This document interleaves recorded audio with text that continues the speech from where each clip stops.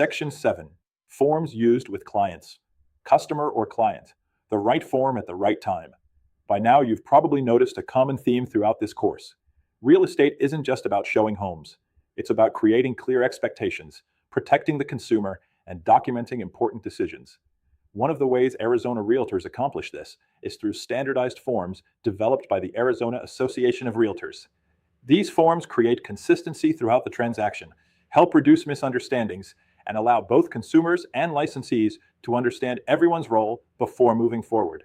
Think about any profession. Doctors have medical charts. Attorneys have engagement agreements.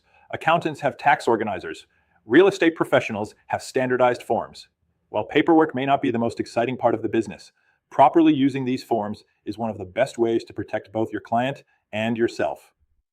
Let's look at some of the most common forms you'll encounter when working with buyers and sellers. The READ form. The first form we discussed earlier in this course was the Real Estate Agency Disclosure and Election READ form. Remember, the READ is an educational document. It explains the available agency relationships and allows the consumer to acknowledge how they would like to be represented. One of the biggest misconceptions among new licensees is believing the READ creates agency. It doesn't. Instead, it helps consumers understand their options before an agency relationship is established. Whether you're working with a buyer, seller, landlord, or tenant, the purpose remains exactly the same. Educate first, represent second. You'll also notice that many electronic transaction systems automatically populate either a buyer or seller version of the READ. Don't let that confuse you. They are the same form. The software simply fills in different information depending on the transaction. The Buyer-Broker Exclusive Employment Agreement, or BBEEA. Once the buyer understands the available agency relationships, the next step is establishing representation through the BBEEA. As we discussed in the previous section, this agreement creates the employment relationship between the buyer and the brokerage and must be executed before touring homes that require buyer representation.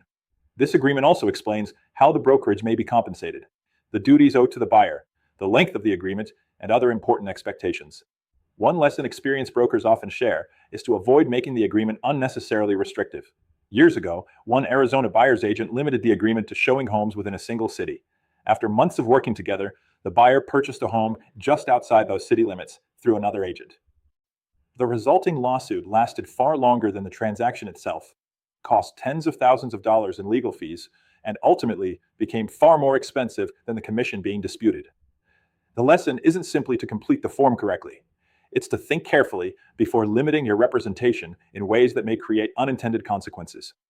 Every word in the contract has meaning. Limited dual representation consent. Sometimes, despite everyone's best efforts, the same brokerage ends up representing both the buyer and the seller in the same transaction. When that occurs, Arizona law requires informed written consent from both parties before limited representation may proceed. This is an important distinction. The READ explains that dual representation is possible. The limited dual representation consent confirms that it is actually occurring in a specific transaction. That conversation should never come as a surprise. Buyers and sellers deserve to understand how limited representation affects confidentiality, negotiations, and the broker's ability to fully advocate for one side over the other. Education remains the key. Buyer agency and seller waiver. Occasionally, you'll encounter a listing where the listing broker has instructed cooperating brokers to present offers directly to the seller. Although these situations are less common today, they still occur.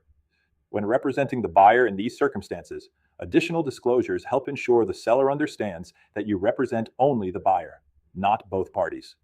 This protects everyone involved by eliminating confusion regarding agency relationships. Even while representing only one side, every Arizona licensee continues to owe fairness and honesty to all parties in the transaction. Professionalism never changes. Forms don't replace conversations. One mistake many new licensees make is allowing forms to replace conversations. Experienced realtors do exactly the opposite. They use conversations to explain the forms. Clients rarely remember line numbers. They remember how clearly you explain the process. When buyers and sellers understand why they're signing something, paperwork becomes much less intimidating. Instead of saying, "I need you to sign this," try saying, "Before we begin looking at homes, I'd like to explain how representation works so you understand exactly what this agreement does and how it protects you." That small change transforms paperwork into professional service. The best realtors don't simply complete forms, they educate their clients every step of the way. That's one of the reasons their clients return again and again and confidently refer friends and family for years to come. Broker tip: never assume your client understands a form simply because they've signed similar paperwork before. Take a few extra minutes to explain the purpose of each document in plain English. Clients appreciate the education, and those conversations often prevent misunderstandings later in the transaction. Online discussion question: why is it important to explain the purpose of a form before asking a client to sign it? Answer: clients make better decisions when they understand what they're signing. Explaining forms builds trust, reduces misunderstandings, and demonstrates professionalism. Question: what is the difference between the READ form and the buyer-broker exclusive employment agreement? Answer: the READ educates consumers about agency relationships, while the BBEEA establishes the employment relationship between the buyer and the brokerage. Question: how can good communication reduce problems during a real estate transaction? Clear communication helps clients understand expectations, reduces confusion, and prevents disputes that often arise from misunderstandings rather than the paperwork itself.